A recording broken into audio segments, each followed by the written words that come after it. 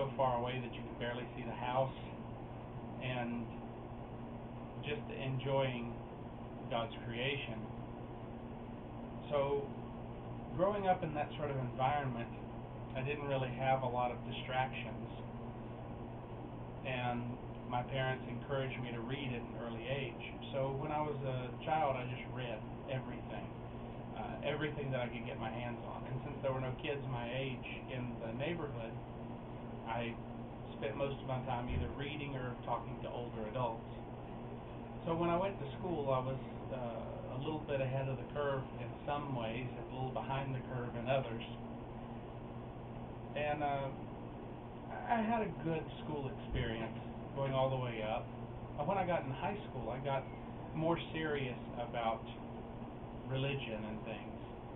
See, when I was young, my parents and we went to church, but my mother, being an artist, she created some very beautiful pieces of artwork that got some controversy from the preachers. And not anything really controversial, nothing nude, nothing gross, nothing, no blood, guts, gore, no pictures of God, no pictures of saints, no pictures of prophets, none of this stuff.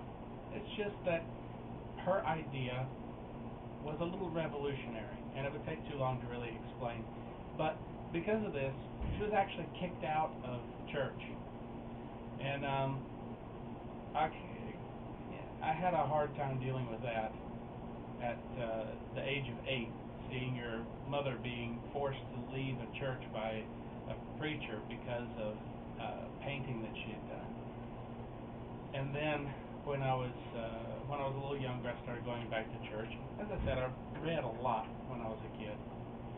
So by the time I was 17, I had gone back to the church on my own. I had started teaching Sunday school classes at a Pentecostal church and a Methodist church, and was running the vacation Bible school for the kids at the same Pentecostal church.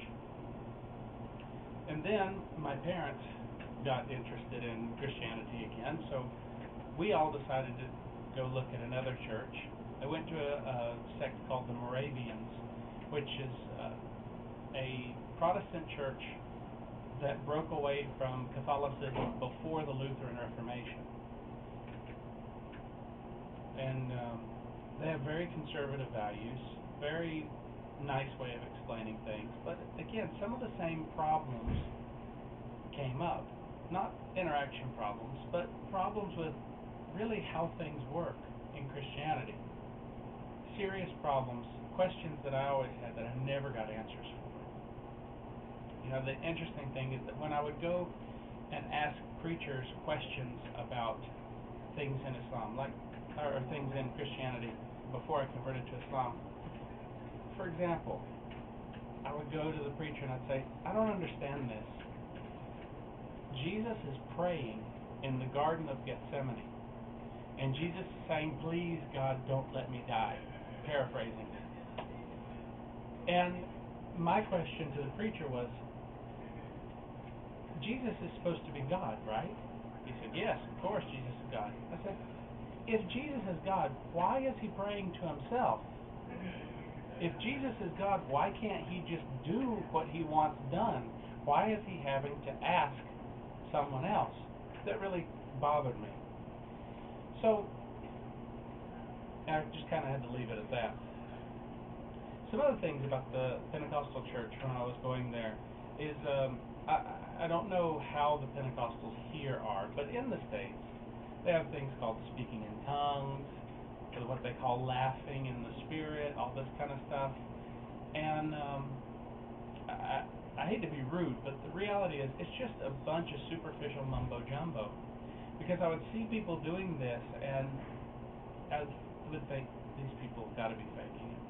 So I decided, one Sunday, I would fake it. I'd listen to enough people speaking in tongues and all this stuff to really get a feel for how the pattern went. I mean, it sounded the same every time. So one day in the middle of the jumping around and clapping and singing, I just started, shaking and rolling on the floor and saying a bunch of mumbo jumbo and stuff. And the little old lady next to me said, "Oh, praise Jesus! He's speaking in tongues. Praise Jesus!"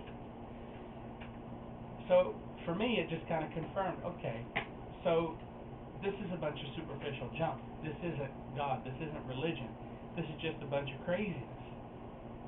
So I left the Pentecostal church because I didn't find satisfaction there.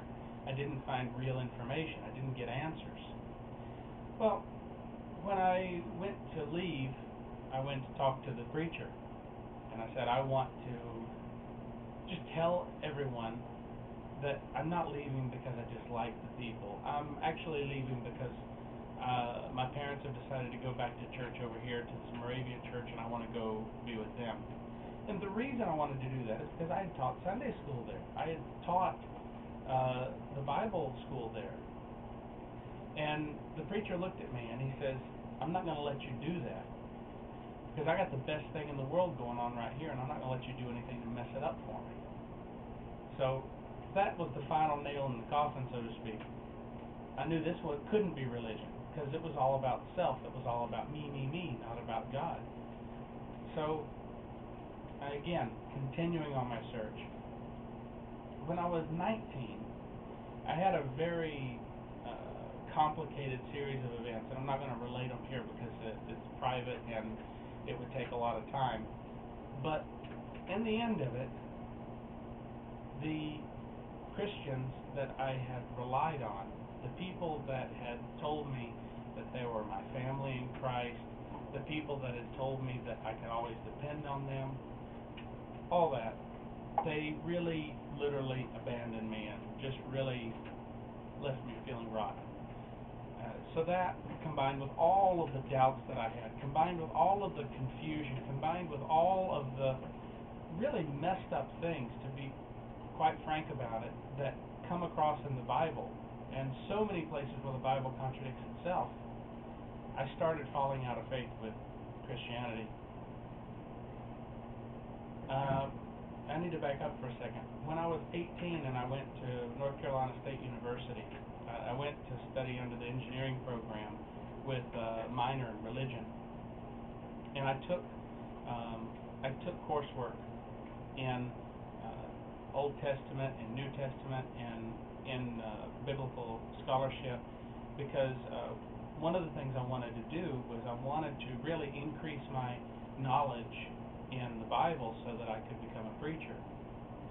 And really, the more I learned about the Bible from a biblical scholarship perspective, the more I learned about the Bible's history, how it was assembled, who actually wrote the parts of the Bible, how much the Bible had been changed by the Catholic Church, by the Orthodox Church, by atheists like King James, who had the Bible printed for political reasons rather than spiritual reasons. The more and more I learned, the more and more I realized that everything was just a scam. It was all about business, politics, and money. So I really fell out of faith with Christianity. Now, the big mistake that I made was blaming God for all this, when really it was people that had messed up. But I wanted to go and search for a real religion. And my search for a real religion came in several stages. First, I sat down and I thought, okay, I want nothing to do with Christianity. I want nothing to do with Judaism, because Judaism and Christianity both using the Bible. Now, I had been so brainwashed by the church's hate politics against Islam that I never even thought about Islam at that point. So I studied Taoism, Shinto, Buddhism, Hinduism, various forms of pagan religions, various forms of mysticism, all this sort of thing, really studying and trying to find God. And God was calling out to me in some very interesting ways. When I was 19, about the time I started falling out of faith with Christianity, I encountered a